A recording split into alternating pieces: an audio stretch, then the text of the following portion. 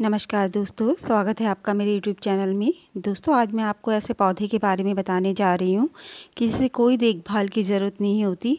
बस आप एक बार लगा दोगे और लगाते समय ही जो आप उसमें काम करोगे, मतलब कहने का मतलब है कि खाद दोगे, तो उसी से ही वो पूरे साल भर खिलता रहता है और बिना केयर के आपके गार्डन को फूलों से भर देगा। और ये एक परमानेंट प्लांट है जो सालों साल चलता है। अगर आप एक बार ले आएंगे तो सालों साल आपके गार्डन में बना रहेगा। इस और जो बिगनर्स हैं, जो अभी गार्डनिंग की शुरुआत कर रहे हैं, उनके लिए तो ये बेस्ट प्लांट है।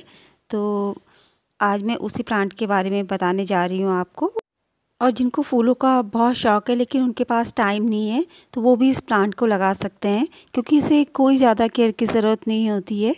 तो इस खूबसूरत से पौधे का नाम है जिसमें इतने खूबसूरत से फूल खिलते हैं, ईफोर्बिया मिली। तो ये एक कैक्टस फैमिली का प्लांट है और पूरे साल इसमें फूल खिलते रहते हैं। मैंने तो अभी इसे रिपोर्ट किया था 1 महीने पहले, तो इसलिए थोड़ा अभी इसमें कम ब्लूमिंग हो रही है, लेकिन अब धीरे धीरे बहुत ही अच्छे फूल खिलने लग जाएंगे। पूरा भर जाएगा ये फूलों से। और इसके फूल इतने खूबसूरत होते हैं, इतने खूबसूरत होते हैं, मुझे तो बहुत ही खूबसूरत लगते हैं इसके फूल। मतलब मेरा फेवरेट प्लांट है ये।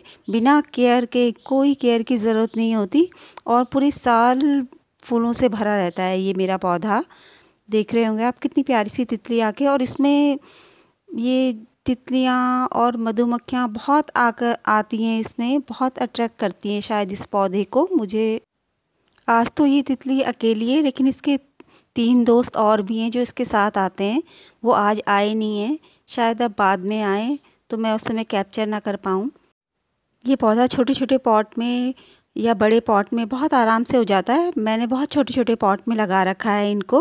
अगर आप बड़े पॉट में लगाएंगे तो बहुत बड़ा हो जाता है, और छोटे छोटे पॉट में इतनी ज़्यादा उसकी ग्रोथ नहीं होती, पॉट के हिसाब से ही रहता है। तो आप छोटे छोटे पॉट में भी इसे लगा सकते हो और कटिंग से बहुत आराम से हो जाता है। मैं इसकी कटिंग ही लगाने जा रही थी।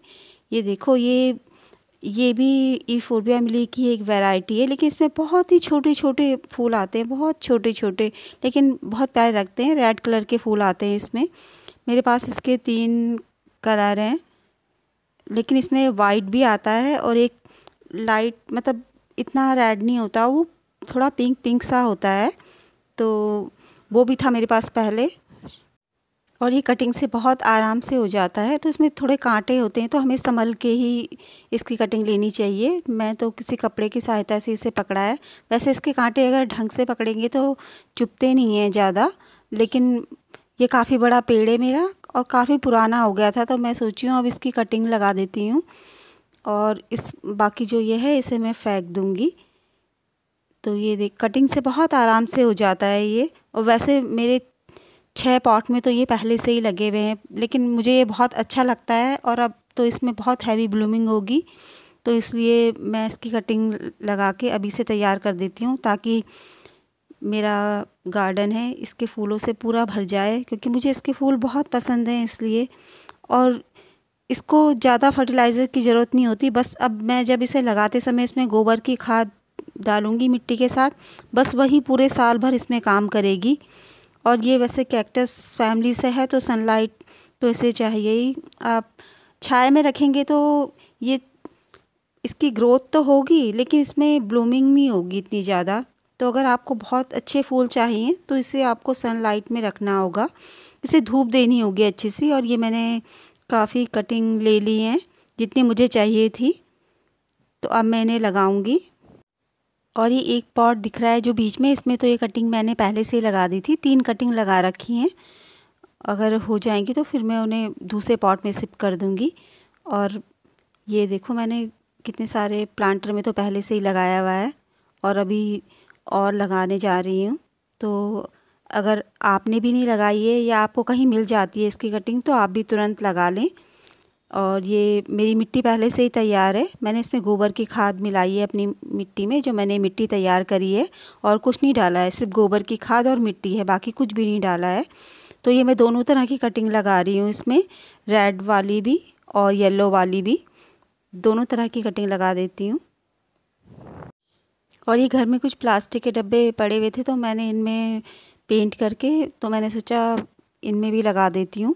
तो मैं सब में लगा दिया है। 3-4 पॉट ये मेरे तैयार हो गए हैं गर्मी के लिए। और जब हम कोई भी कटिंग लगाते हैं तो उस कटिंग को हमें डायरेक्ट धूप में नहीं रखना चाहिए, 2-4 दिन तक उसे छाया में ही रखना चाहिए, क्योंकि अब तो धूप भी काफ़ी तेज़ होने लगी है। तो इसलिए मैं भी इन्हें कुछ दिन तक छाया में ही रखूँगी। जब मुझे लगेगा कि अच्छे हो गए हैं ये, उसके बाद ही इन्हें धूप में रखूँगी। और मैंने इनमें पानी भी डाल दिया है। और जैसे मैंने पहले भी बताया कि मेरे इस पौधे में तितलियाँ और वो छोटी छोटी वाली मधुमक्खियाँ होती है, वो काफ़ी आती तो वो मेरे जीनिया के फूलों में भी बहुत हैं।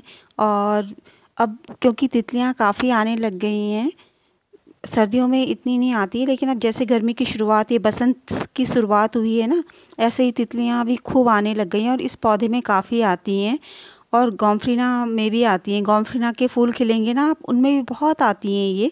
तो इस तरह के पौधे होते हैं जो वो आप अपने गार्डन में ज़रूर लगाएं। ये देखो कितनी सुंदर सी तितली है। तो हमारे गार्डन में तितलियाँ, चिड़ियाँ, ये मधुमक्खी, ये जितने भी आते हैं ना, ये मतलब ये हेल्पफुल है हमारे पौधों के लिए काफ़ी।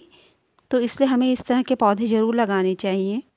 और मेरे गार्डन में तो इतनी रंग बिरंगी तितलियाँ आती हैं, बहुत प्यारी प्यारी सी तितलियाँ आती हैं। मैं अब उनकी आने की शुरुआत हो गई है, तो अब जब भी एक तो उनका वीडियो बनाने जाओ तो तुरंत उड़ जाती हैं। अगर जब कभी भी मुझे ऐसा मौका मिलेगा तो मैं ज़रूर आपके साथ भी शेयर करूँगी। और अंत में मैं आप सभी से यही कहना चाहूँगी कि ये हमेशा पूरी साल भर फूल देने वाला पौधा है, तो इसे भी अपने गार्डन में ज़रूर शामिल करें।